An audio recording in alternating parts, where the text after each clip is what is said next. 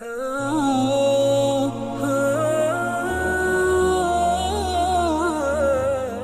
بڑی گیم ڈالتے ہیں آستا آستا اللہ سے مانگنا چاہیے. حضور نے بھی تو اللہ ہی سے مانگا ہے. انہیں تیری اپنا گل تو سچی ہے, سویوں بھی اللہ ہی کو مانگا ہے, تو سویوں اللہ ہی کو مانگا, تو پھنسے ہو کہ نہ پھنسے ہو.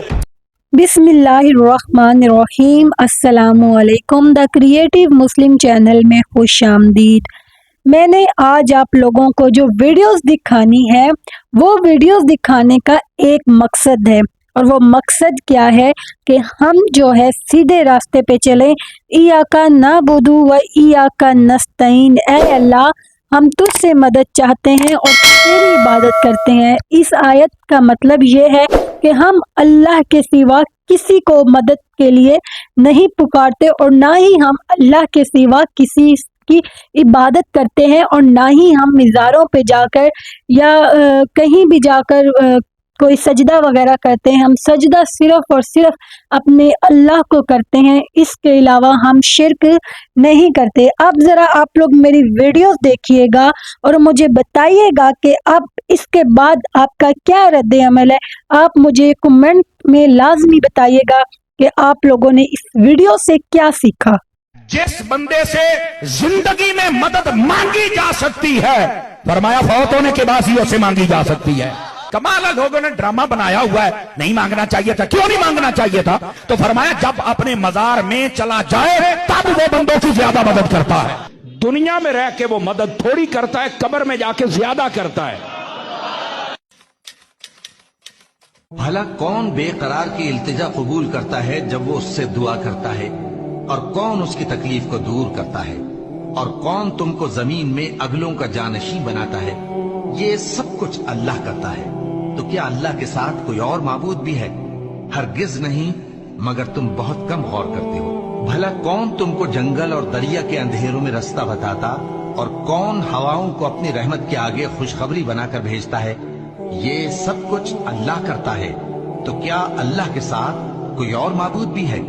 ہرگز نہیں. یہ لوگ جو شرک کرتے ہیں اللہ کی شان اس سے بلند ہے. جی, تو اب آپ اس مولوی کی ویڈیو دیکھیں. اس مولوی نے کیا کہا کہ اتنا زندہ بندہ جو ہے مدد نہیں کرتا جتنا وہ قبر میں جا کے مدد کرتے ہیں.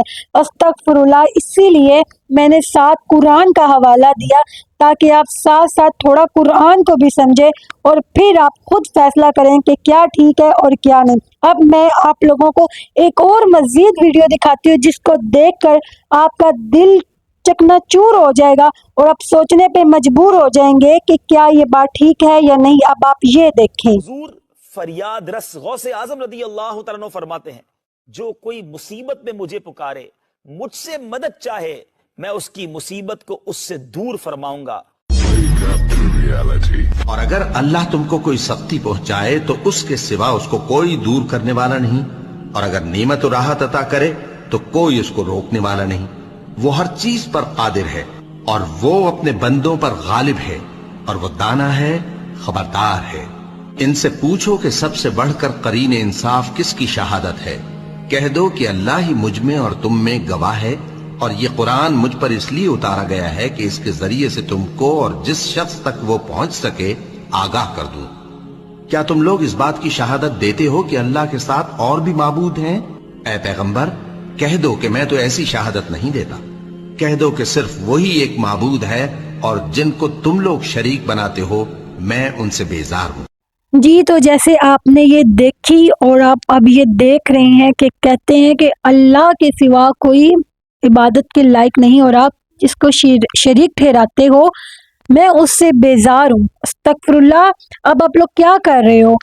کیا کر رہے ہو؟ آپ کس راستے پہ چل رہے ہو؟ کیوں کہتے ہو غوث پاک اعظم یا علی مدد؟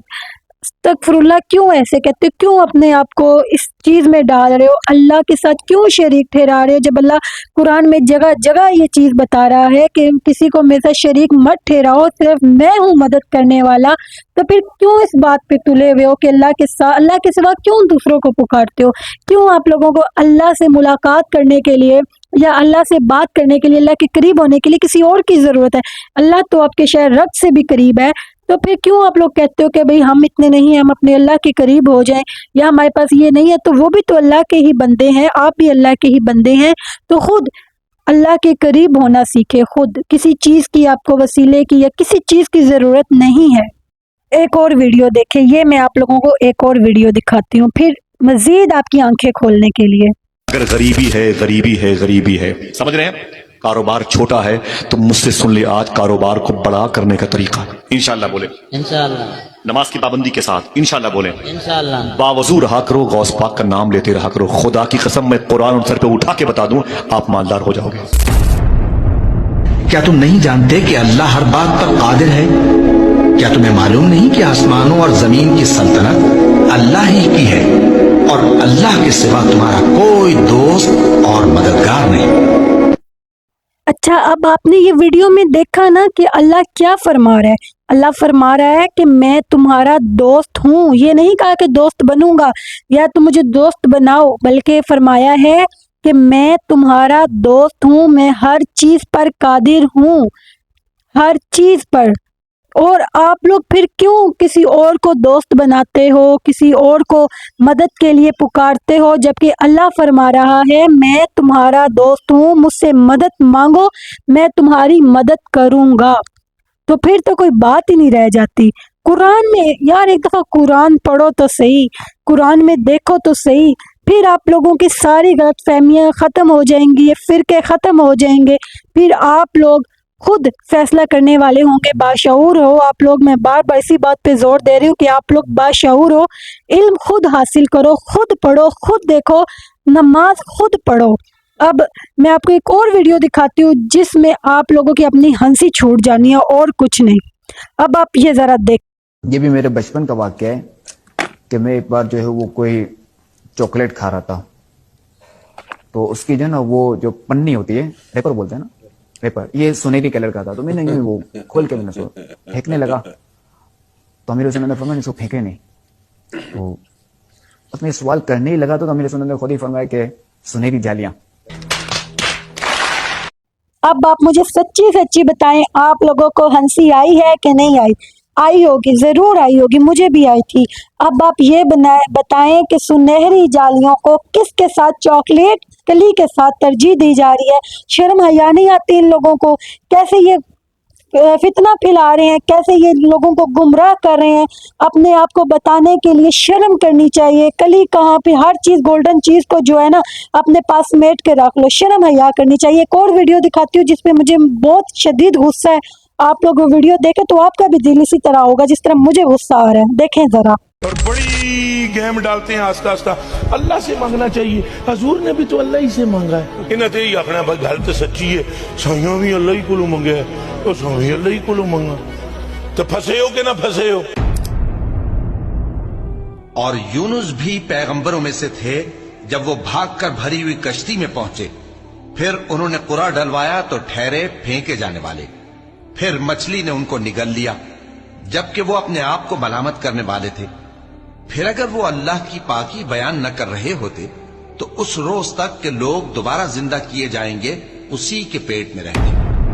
آپ کو بھی غصہ آیا نا؟ اسی طرح مجھے بھی غصہ آیا تھا کہ یہ کیا چل رہا ہے. اب نیکسٹ ویڈیو میں انشاءاللہ ان مولویوں کی بناؤں گی جو مولوی آپ لوگوں کی اصلاح کرتے ہیں. اب آپ یہ ویڈیو ضرور آگے شیئر کیجئے گا تاکہ ہر انسان کی جو ہے وہ اصلاح ہو سکے. تو اب کے لیے مجھے اجازت ہے. کوئی بات بری لگی ہو تو دل سے معذرت کرتی ہوں. کسی کا دل دکھانے کا مقصد نہیں ہے میرا، صرف یہ مقصد ہے کہ ہم صرف اللہ سے مدد مانگے. اللہ حافظ.